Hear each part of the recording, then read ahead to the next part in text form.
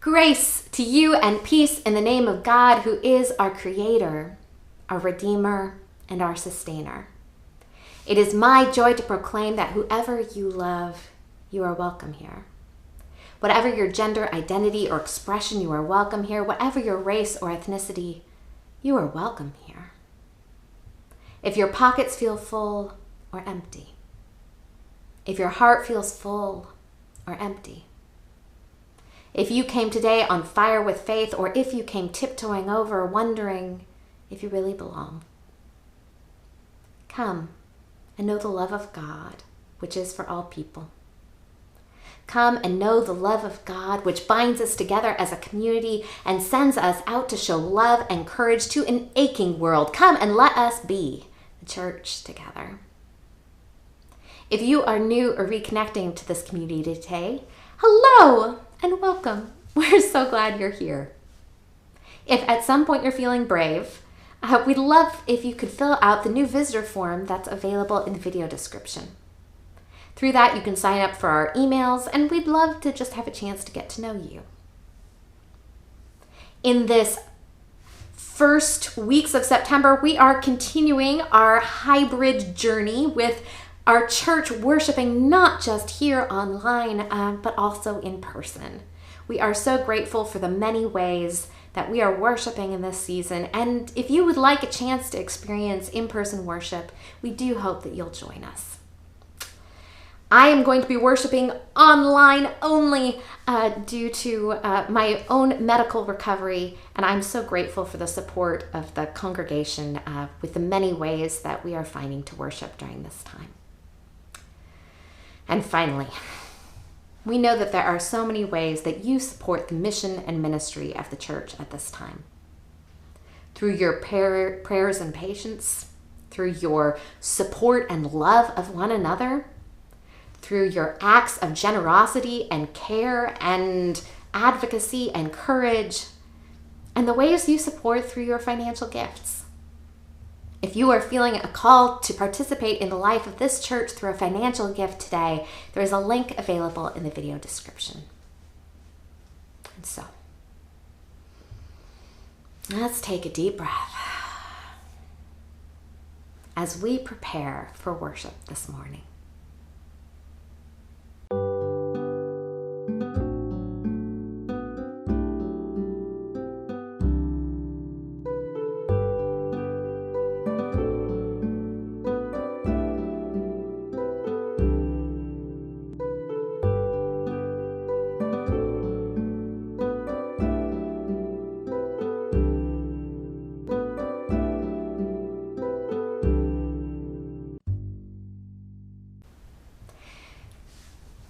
If you want to be great, become least? Like a child? Jesus is teaching us disciples a lesson we're going to need to hear over and over and over again of what it means to follow in the way of Jesus. And by welcoming vulnerability, we welcome God. May God be with us in our worship this morning. Come, let us worship our God. Let me open my hand. Let me open my heart. Let me open my mind to let in the light.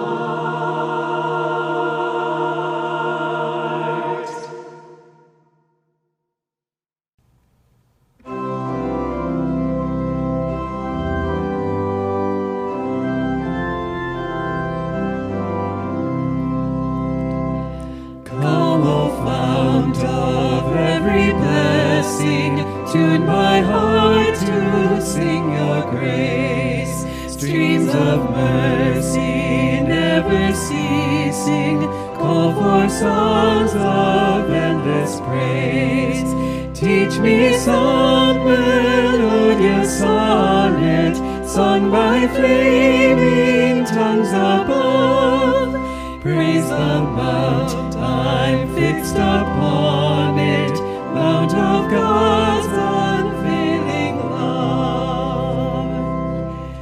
Here I pause in my sojourning, giving thanks for having come to trust at every turning.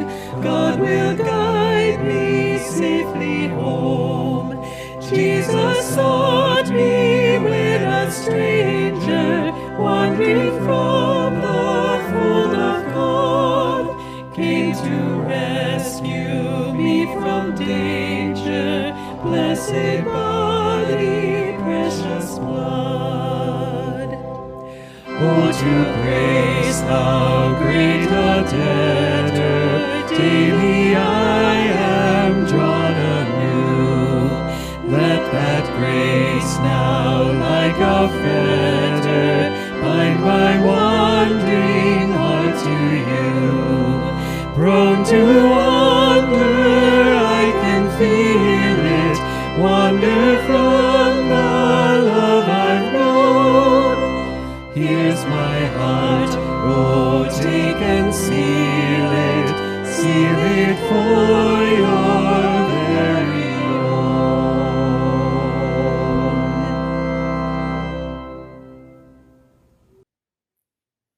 Please be with me in a spirit of prayer. Gracious, generous, and attentive God, we are awed by your presence amongst us, by your love for each of us. We are so grateful for your ability to guide, inspire, and infuse each of us, no matter the demands placed upon you. We live in such a competitive world, competition which clutters our calendars, which causes us to wonder who is the most and least important. Competition which overwhelms us, sometimes stopping us in our tracks. We come to you at this time asking for the willingness to not only recognize your will, but for the strength to carry it out. We ask a blessing upon those who grieve, those who suffer poor health, those who suffer economically, and those who suffer alone. May they know your comfort, your peace, and your blessing.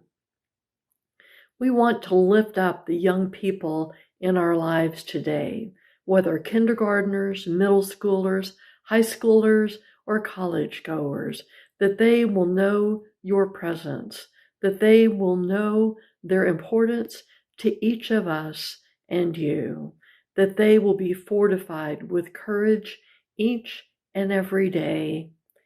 Thank you, God, for each of them, for all they bring to our lives. We continue to thank you, O God, for the life, example, and teachings of Jesus, and for hearing the words we are invited to pray. Our Creator, who art in heaven, hallowed be thy name. Thy kingdom come, thy will be done, on earth as it is in heaven. Give us this day our daily bread, and forgive us our sins as we forgive those who sin against us. And lead us not into temptation, but deliver us from evil. For thine is the kingdom and the power and the glory forever. Amen.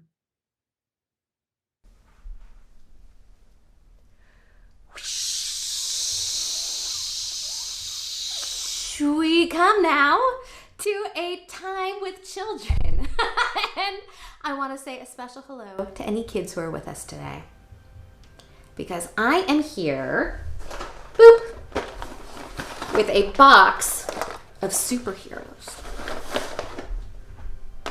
Now, I don't know about you, but it is sometimes fun to talk about which one is the greatest. Which one do you think is the best superhero? So like there's ones that fly, or ones that are super fast. Whoosh! I think that's what they do. There's ones that maybe have lots all the money and gadgets. There might be some with wings. Oops, here, we'll see if you can see her.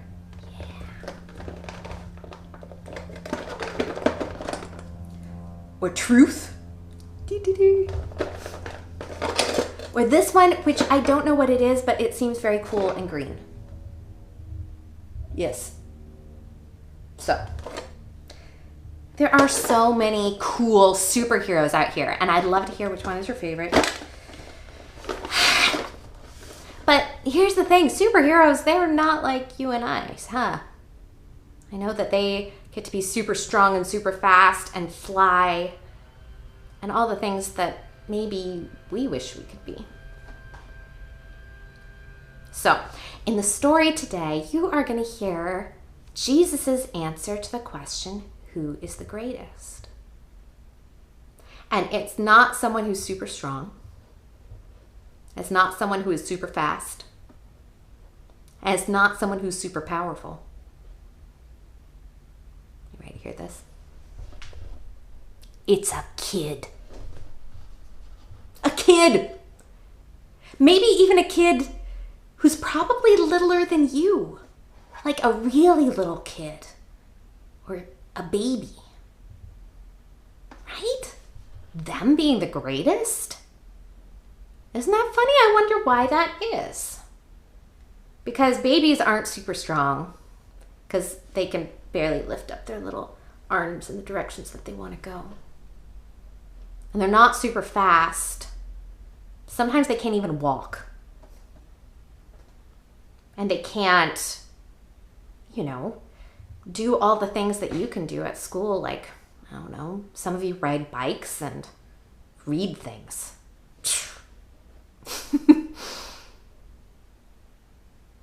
But I was thinking and trying to figure out what it is about a little kid that's the greatest. And I was thinking about how I've seen some of you with little kids. Sometimes you've got a little kid in your family or your neighborhood. Or maybe you can remember all the way back to church. And I remember how when you see a little kid, how even though they're littler, it brings out the best in you. Because I have seen you be kind and welcoming and get the little toy that the kid threw out of the car seat so that way they can have it back. And sing songs to them and do silly dances to make them laugh. I have seen you around those little kids, and I have to say, that's the greatest. So, blessings to you, especially on those days that maybe you don't feel like a superhero. That maybe it feels like everything is going wrong, or it feels like things are hard. Because maybe that's a chance for God to create something that's the greatest too. Blessings and thinking with love of you all. Mark chapter 9, verses 30 through 37. They went on from there and passed through Galilee. He did not want anyone to know it, for he was teaching his disciples, saying to them, "The Son of Man is to be betrayed and into human hands, and they will kill him. And 3 days after being killed, he will rise again." But they did not understand what he was saying and were afraid to ask him. Then they came to Capernaum, and when he was in the house, he asked them, "What were you arguing about on the way?" They were silent, for on the way they had argued with one another who was the greatest. He sat down, called the 12, and said to them, "Whoever wants to be first must be last of all and servant of all." Then he took a little child and put it among them, and taking it in his arms, he said to them, "Whoever welcomes one such child in my name welcomes me, and whoever welcomes me welcomes not me, but the one who sent me."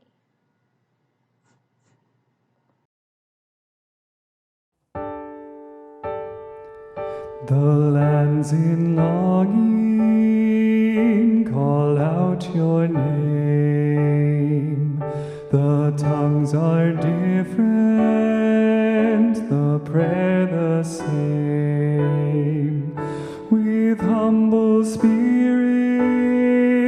can we believe that God is bigger than we conceive.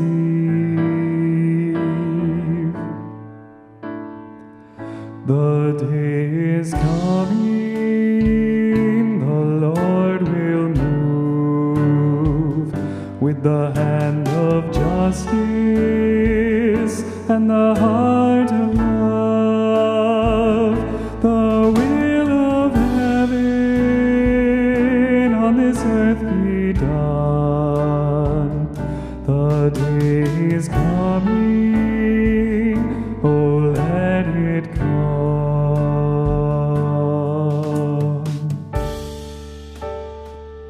With willing spirits, Lord, let us dare to kneel with strangers and join in prayer. Grant in your mercy the hope that lives, the law of love your word reveals.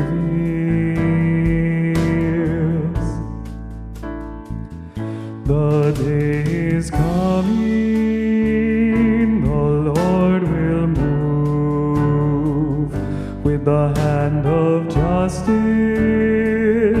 and the heart of love. The will of heaven on this earth be done. The day is coming, oh let it come.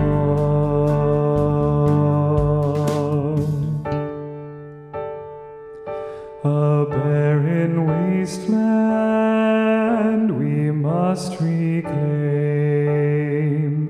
with hearts forbearing each other's pain.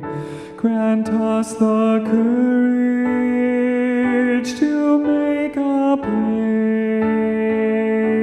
place, to plant tomorrow's seeds of peace.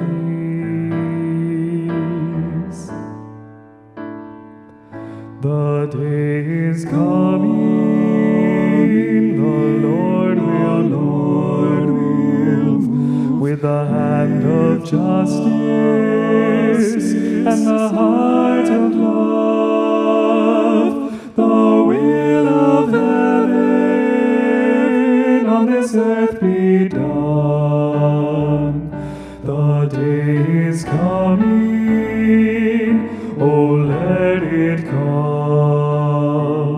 The day is coming, oh let it come.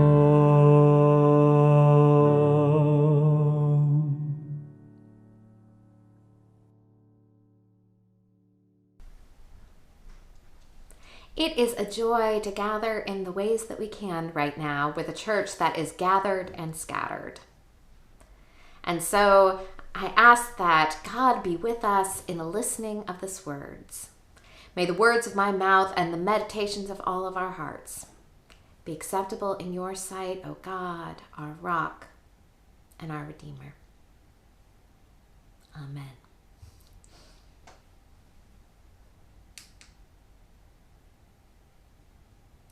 Over the last year and a half, many families have gotten a deeper peek into their kiddos' education than we may have ever thought possible. Teachers, you have adapted in remarkably trying circumstances, and we got a glimpse both of your work and of some of the other supplemental tools that sometimes went with headphones and sometimes without. And so that meant for us, hearing what kindergarten math programs sound like, with questions over and over and over again.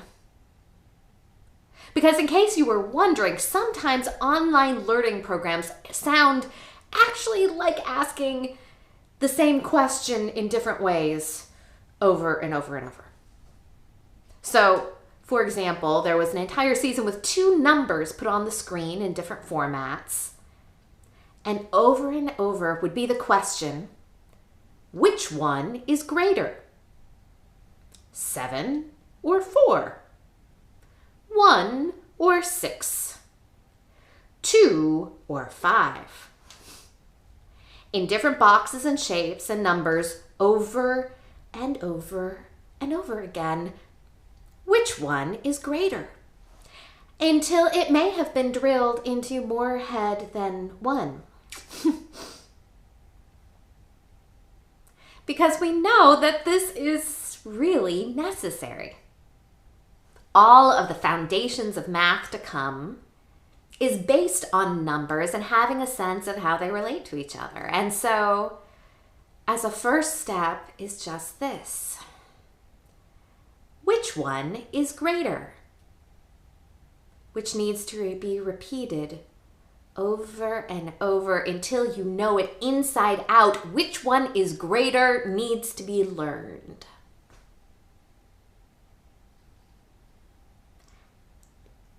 And then the rest of our lives, there are ways that we have been taught over and over and over again, which one is greater? Rich or poor? Powerful or powerless? Non-disabled or disabled? Which one is greater? These are the foundational features upon which everything else rests. Which one is greater is built into our magazines and our economics of whose work deserves accolades and whose voice needs to be listened to and how our community shall be structured. And this continues all the way through, as we know. The interlocking systems of injustice in our world. For which one is greater? Male or female? Trans or cisgender? Straight or gay? White or non-white? Which one is greater?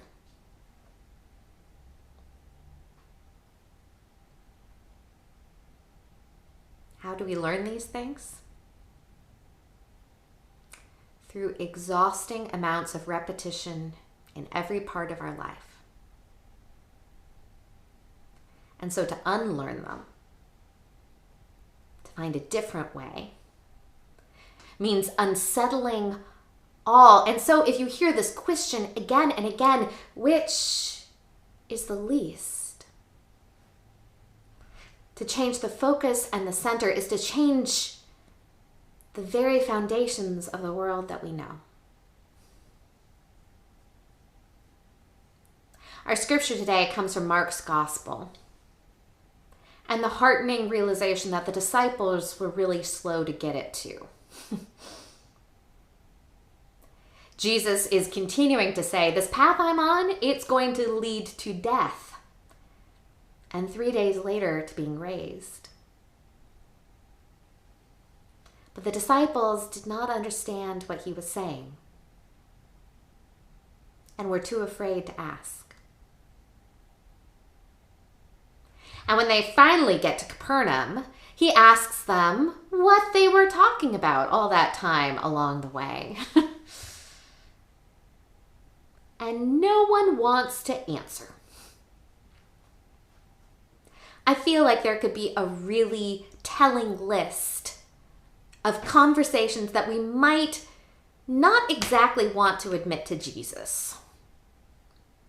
That might include things like, I don't know, office gossip or heated sports rivalries, deep-seated resentments, or lustily argued fan theories. But, who knows? Maybe Jesus has some strong feelings on Slytherin too. In any case, back to the story. Jesus says, what were you arguing about? And They're too embarrassed to admit that they were arguing about which one of them was the best. And so, if they won't ask him what he means, and if they won't tell him about what they're admitting to, okay. If they won't admit to their less than modest squabbles, then finally Jesus just has to show him what they mean. Jesus just has to show them what to look at. Whoever wants to be first must be last of all and servant of all. And he takes a little child and brings them among the disciples. And taking them in his arms, he says to them, whoever welcomes one such child in my name welcomes me. And whoever welcomes me welcomes not me, but the one who sent me.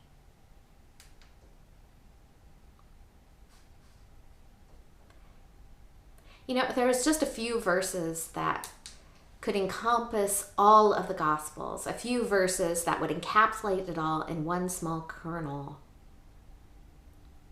This one could be in the running. The disciples arguing about who is the greatest, and Jesus showing them a child. So, in our heads today, we picture a child. We know that how we understand childhood is based in the cultures and change between societies. But I think it's a pretty fair guess that he's not talking about child's innocence or purity, for example. I would, however, put money on the fact that children would not be afraid to ask Jesus a question.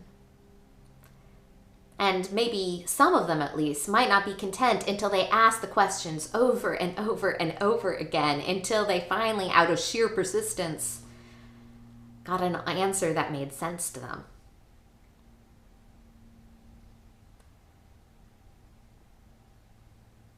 But mostly, children are vulnerable. The word paidion means little child in Greek, or it sometimes means infant. Children do not have power in most times and places. Their lives are shaped by those around them. Not having economic power, not the power to determine their circumstances, and having the vulnerability of needing to be helped a lot. We see this vulnerability today in children's health, which is largely being determined by the choices adults are making around them. We see it in children who have their lives and families caught in the frequent inhumanity of our immigration system, where a child's life and future and how they can remain with their caregiver is caught in the webs of state and law. We see vulnerability in children affected by war, as UNICEF announced this week that 1 million Afghani children are likely to suffer acute malnutrition this year in the wake of violence and war that they had no hand in starting, and a future that is uncertain. We see vulnerability in children who will be affected by climate change, even if they weren't the ones to affect the climate in the first place. Children are vulnerable. And most of us was a child at some point. Sometimes maybe we grow up into greater power, control, and responsibility. So what is it to say that instead of striving up, to grow up, to be up, to have more control, to instead to turn it to look below? Many of us have had this question, which is the greatest, drilled into us for most of our life, that we almost half know the answers. We know the conversations. We are used to the questions of who wore it best, or who won the bracket, or who's the top of the pay scale. We have had greatness as the foundations under which the tasks are to be based. And so is it any wonder that for us, like the disciples in this story, that we have to hear it more than once, that Jesus is going down and not up. That Jesus is calling us into greater than greatness. And instead, if you want to be great, you are to become servant of all. That if you want to know God, look for the vulnerable. I don't really like being vulnerable. I'm actually feeling like I'm having a crash course in vulnerability these days, and let it be known, I do not like it. And I'm guessing for some of you, you might say you don't necessarily like it in yourself either sometimes.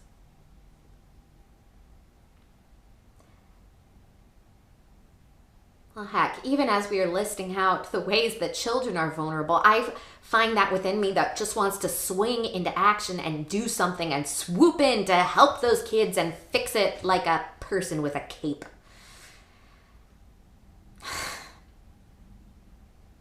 And while there are worse impulses, that's not all the point either. Because we're not here to feel strong in order to save the vulnerable. Instead, by looking at a child, maybe we recognize the vulnerability in ourselves. That if we have the privilege of an enabled body, or if you are on the top of any of the interlocking systems of racism or sexism or homophobia, you name it, that those strengths are not of God. But instead, we need to learn what comes from elsewhere. And there's a freedom. Instead, letting that go and say, instead of trying to fix it and use my power, which must be sought and amassed, that I am here to serve in my weakness.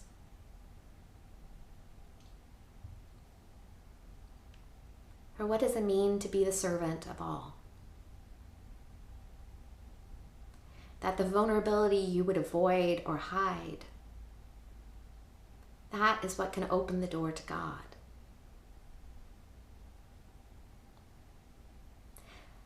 As religious writer Debbie Thomas names, one of the most central and amazing truths about Christianity is that God became a helpless human infant. And this week's gospel story, Jesus underscores that stunning truth with another. All children represent God's heart, God's likeness, God's power. To welcome a child is to welcome the divine. To cultivate childlikeness is to cultivate godliness. To choose vulnerability is to be great in the kingdom of God.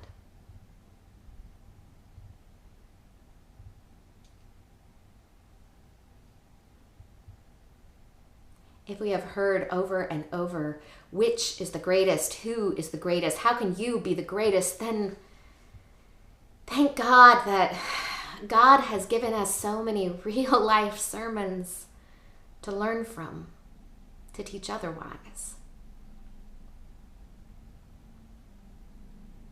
For if Jesus took a child and put it in their midst to teach them, then we can look upon the child, the vulnerable,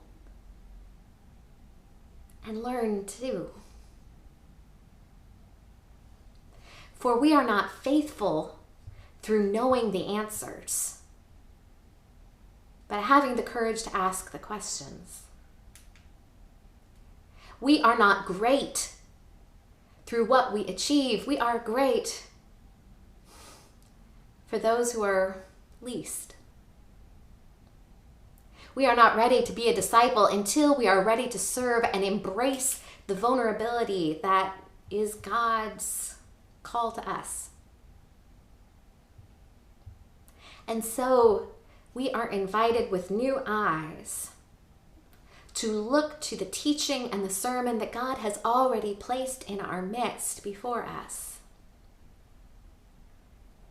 Look at these little ones that God has given us.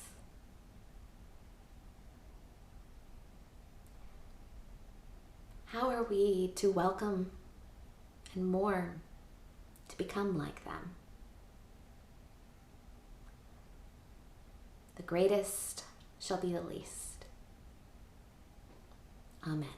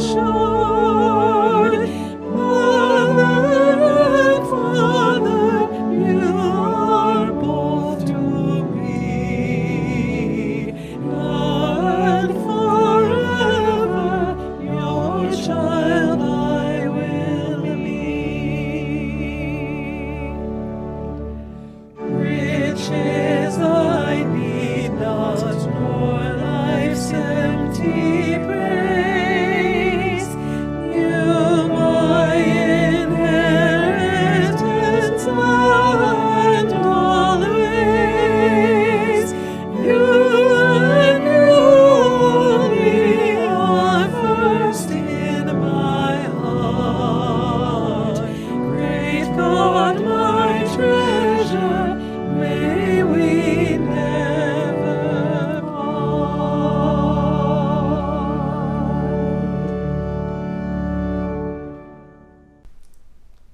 May the grace of God be with you in the worlds in which you live.